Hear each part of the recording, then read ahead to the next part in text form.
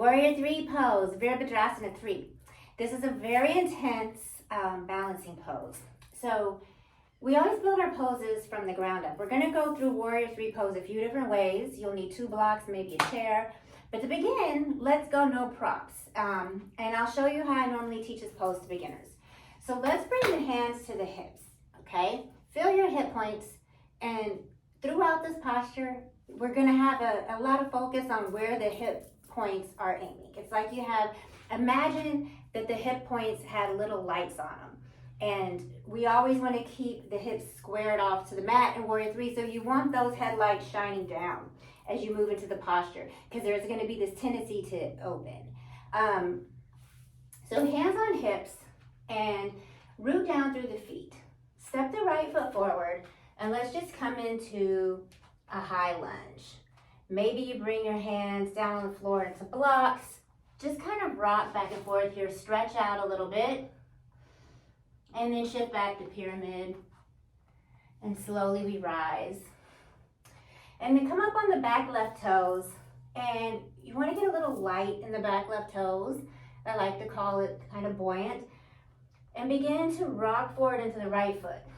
Just like rock back and forth here. You don't even have to lift the back left toes if you don't want to, as you just start to shift the weight forward. And so send your awareness to that right foot, and you want to think about really rooting down to the big toe mound, the pinky toe mound, and the heel. And we build from this space. So we're rooting through the foot, and then we're going to rise our energy up. Lift the quad, engage the belly, lift the belly, open the chest, and find strength through your center. Okay? And so this pose kind of happens from the inside out. It's a whole body pose.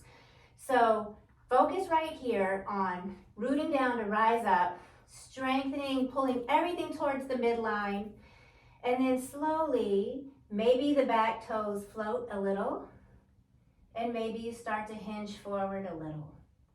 And just pause in this place right here. Notice what's going on with the hips. Maybe come out of the pose. Get ready to go back in. So we don't just want to like raw dog, just dive down into Warrior III. We really want to take our time and kind of work it from the inside out to find our space in this pose. So hands on those headlights of the hip points. Rooting down through all 3 corners of the foot. Lift the quad, lift the belly. Keep the chest open. Front body is strong. Back body is strong. And from this place of rooting down, begin to hinge. Let the knee be soft. Maybe the hands come to the heart. Take a big breath. Press out through the back heel, and then come out of the pose.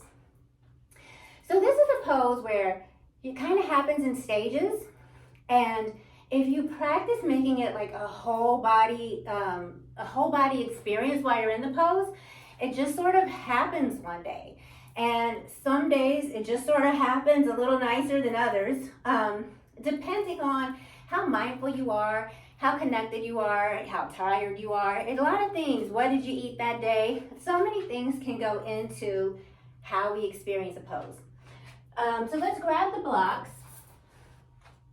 Another thing you can do when you're learning Warrior III Pose, take your blocks out in front of you. Step the right foot forward, left foot back, almost like you're coming into a runner's lunge. And then start to straighten the right leg, bring the blocks under the shoulders, and lift the left leg back behind you. Focus on rolling the left inner thigh kind of in and up and extending back through that left foot. And this is a good way to get the body parallel to the earth in a way that's safe and effective, and really find the shape without all of the challenge of the balance. And if you're just beginning, you can always bring the hands onto a chair. Same thing, root down through the big toe, pinky toe mound and the heel. Lift through the belly. The chest is open, front body strong, back body strong. Root down through the right foot. Begin to lift the left leg back. Roll the left hip down. Maybe flex the left foot. It's like you're pressing into a wall back there. Sometimes the tendency is just to flop the left leg up, up and open. And this is not Warrior 3. The back leg is strong. Think about keeping the back leg just as strong as the front leg in Warrior 3. You can also use a wall for balance. Sometimes people press their hands into a wall or press their foot into a wall and leave the hands on a chair.